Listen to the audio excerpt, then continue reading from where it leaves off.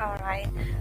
So yeah, I'm extremely delighted to be presenting in iMoot 2017, and the topic I've chosen today is how to create a scheduled task in Moodle. So let me give a brief overview of the presentation today. This presentation will give you an idea about developing a custom schedule task in Moodle, and I'm going to explain this with a sample plugin which I have created, and I'll give you the code snippets. Reference links are provided at the end of the presentation, and also along this throughout this presentation I have provided the reference links then and there. So scheduled task. A task is a unit of work that run on a regular schedule. So the beautiful thing in Moodle is that the scheduled task in Moodle allows the administrator to schedule the run.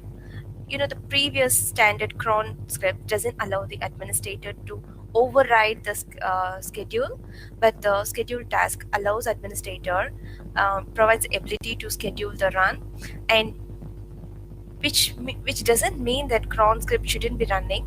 The cron script still need to run in the background for your scheduled task to run.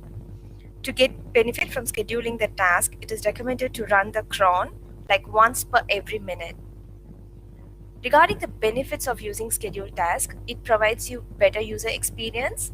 It gives you the feedback immediately. User will know the last run time, the next scheduled for the task to run, and the task run time, how long the task took time to run, and also the failures. And the next benefit will be the preventing browser timeouts, especially with the standard cron. When the unit of work is performed on a larger databases, the chance of browser timeouts are higher. Whereas in scheduled task, this is avoided, or I would say this is prevented. And the next benefit would be failed tasks are retired, which gives high efficiency. A task is not interrupted by another task failure. So even if one of your tasks is failed, it doesn't stop the other task from running. Apart from these benefits, there is also another benefit which allows multiple tasks to run parallelly.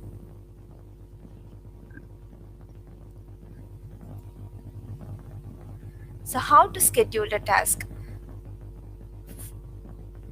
Like I told you before, administrator has the ability to go and schedule the task runtime, and to access the scheduling task screen, you have to navigate through site administration, server, and schedule task, which will take you to a screen like this, which will list you all the standard schedule tasks available in Moodle. Clicking on the edit icon will take you to the task editing screen, which is something like this. The last run and next run fields, the top two fields are not editable. The other fields like minute, hour, month, day, day of week can be edited. Now I'll explain you of how to format these fields of the scheduled task. The format is very much similar to the Unix cron format. For a minute represents the minute field of the scheduled task, and asterisk, which means every asterisk represents, like if you put asterisk in this field here, which means you are asking the scheduled task to run every minute, and asterisk /10 means you're asking the scheduled task to run every 10 minutes. 3 to 7, these are all sample numbers, you can change it every minute between 3 and 7 minutes. 2, 6, and 9 represents 2, 6, and 9 past the hour. R is a random value between 0 and 15 and is chosen at task installation time, which is the hour fields are very similar to the minute fields. And you have day, so asterisk represents every day, and asterisk /4 is every 4th month. 1 represents first of every month, 2 or 7, second and 7th day of every month. And day of week is very similar. Asterisk represents every day. 0 means every Sunday, so for 1 you'll go every Monday, and 2 every Tuesday, it goes on. And for 6 represents every Saturday. 1, 5 means every Monday and Friday. So it basically starts from 0 to 6. And month, asterisk every month, asterisk slash 2 means every second month, 1 every January, 1 comma 5 every January and May. So this link below will give this is for developers, and this will give you a more detailed information about the fields and the value for the fields.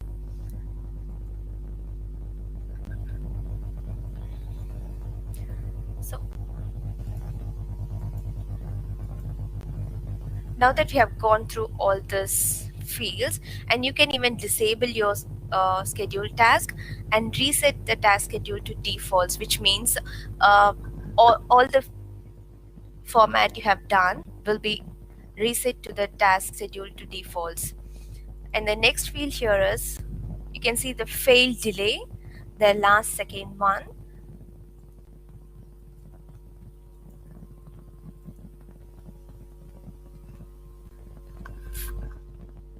Fail delay, it's a time in seconds the cron will delay running the task.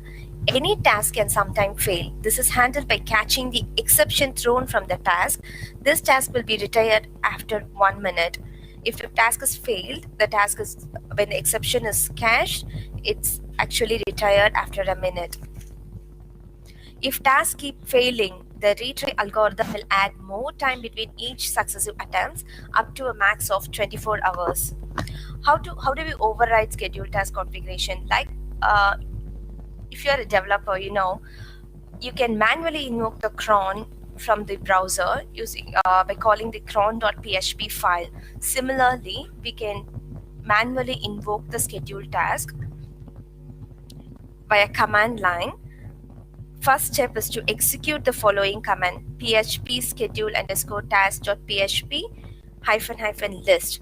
This will give you the list of all the schedule tasks available.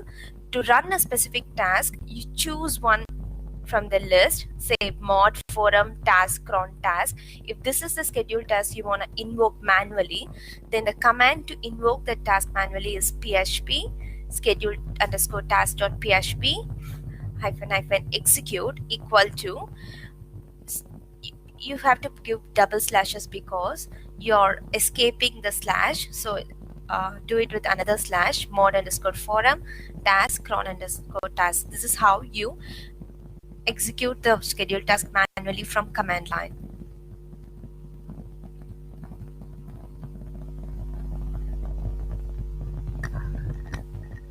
So, custom schedule task.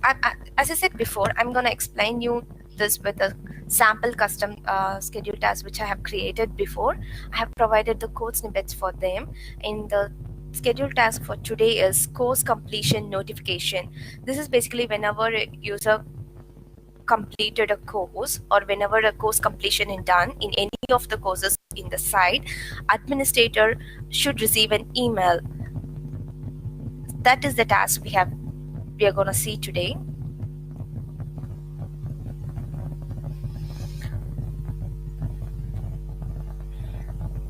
So this is the directory structure and the files needed to create a custom schedule task. So the directory structure is cc notification is the plugin today, the task I'm creating, and I'm going to create it under local directory of Moodle. And the subdirectories include classes. The classes has another subdirectory called task, and this is a mandatory directory to create any scheduled task. And then you have another directory called db, and this is mandatory as well. And then we have other standard directories like languages, and if you have to perform any other functionality, you can have your other directories as well and other files as well. And the files, coming to the files, we'll definitely have the standard files like version.php, settings.php, access.php and all. Apart from that, we have other files which are specific for the task to run.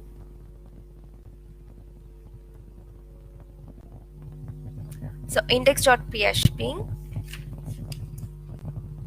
is a main landing page for the script. No actual functionality is performed here. If in case someone tried to access the task file from the browser, this page will be redirected to the home page. So for this plugin, there is not actually there's no actual functionality is performed in index.php. So this is just used as a landing page.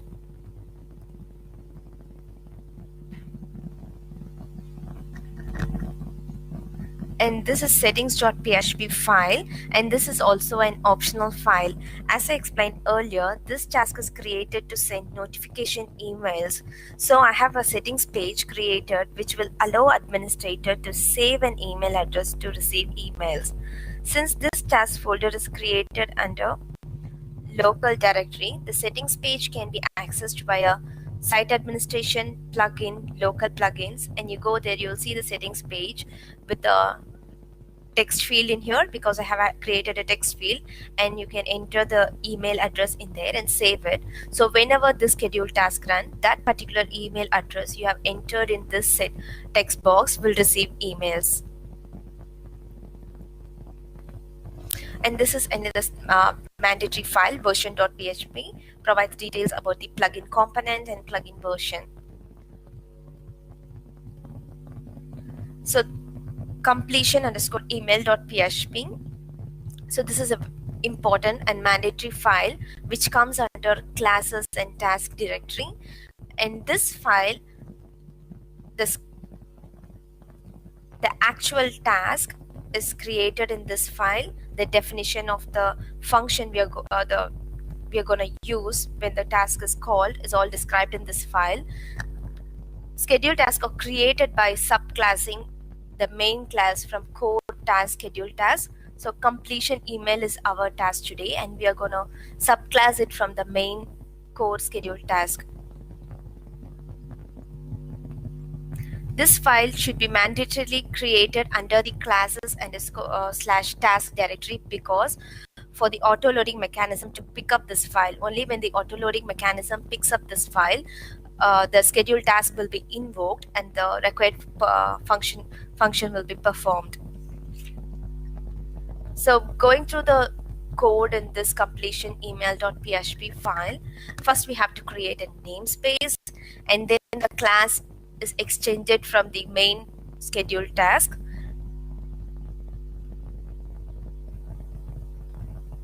And then we have a function called execute. So this execute function is the one which will be executed whenever this schedule task is called.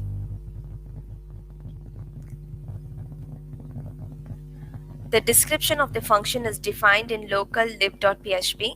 That is why I have included local lib.php here. If you're not using local lib.php file, this line is not necessary. So you can just write your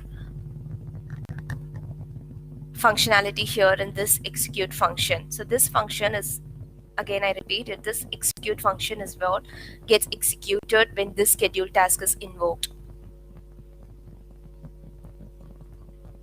So this completion email.php sits under classes slash task directory, which is this one, classes slash task directory, and the completion email goes under this task directory. The next one we are going to see is file called task.php file, which will go inside db directory.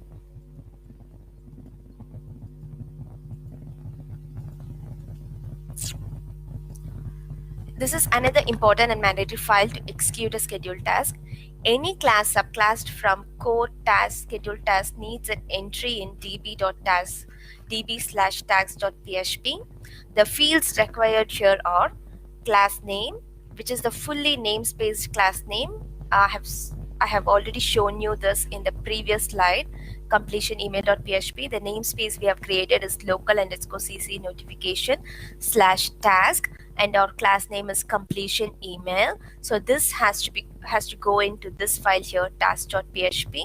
So you see a local_cc notification /task/completion email. And the class name need to comply with the auto loading rules. Naming convention has to be right. And next one is blocking.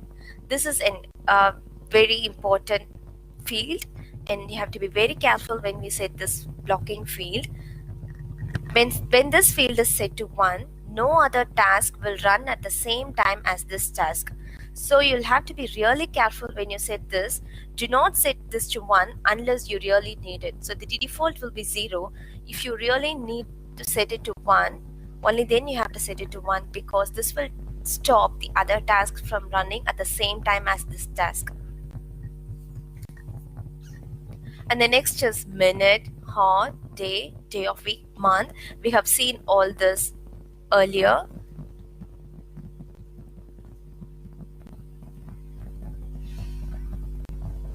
Like I have already described the field and the values of this field here earlier in the previous slides.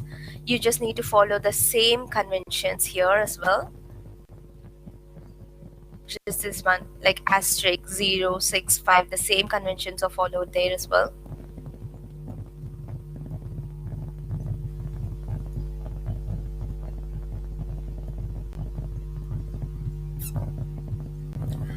And if you need more information on how to set this fields and all, you can refer this link here, which will give you a detailed explanation on how this task thing works and how to set the field values and all.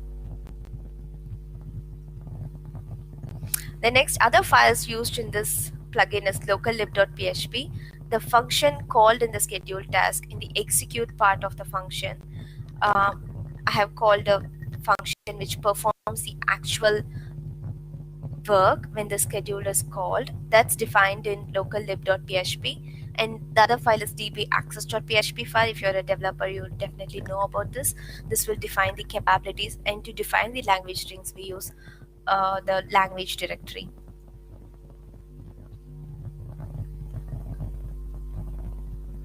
Once you have created all these files, increase the version number and install the new task. You can now see the custom round created in the list of scheduled tasks. If you navigate through the scheduled task page, you can now see the course completion notification task created.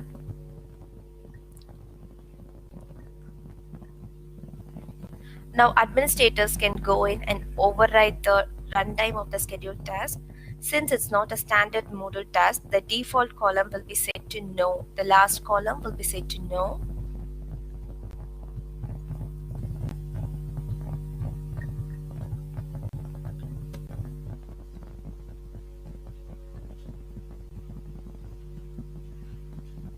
And the only database table involved is task underscore schedule, is a table to show the scheduled task and the attributes of the task. The last runtime, the next runtime can be modified only by the database, but it's not advisable to do so. So this is the table structure, what you're seeing here. And these are the links for your future references, which will give you a detailed description on how to create a scheduled task. Yep, that's it.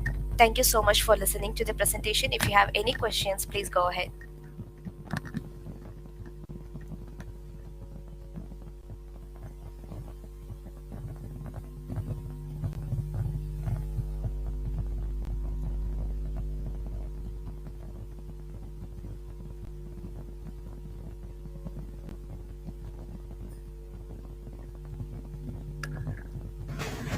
Hello, Priya.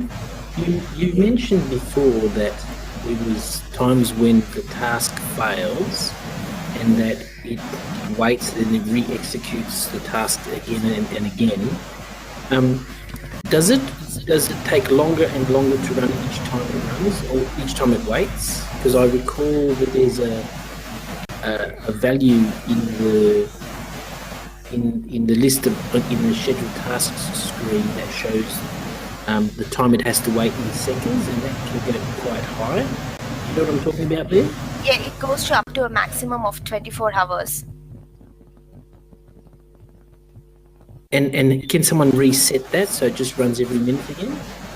No, when you fix the scheduled task, when it runs again successfully, it gets reset automatically.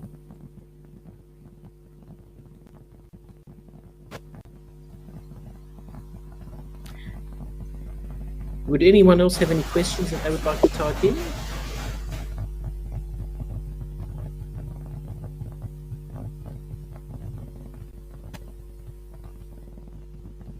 Perhaps Priya will make available some of the code for this plugin that she's demonstrated. We may put that as a download file as part of this presentation in iMoot.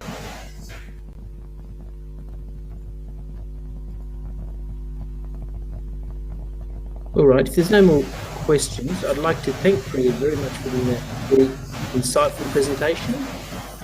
This has been recorded, so if people want to go back and study it in more detail, they're more than welcome to. Thank you very much for attending this iMoot session.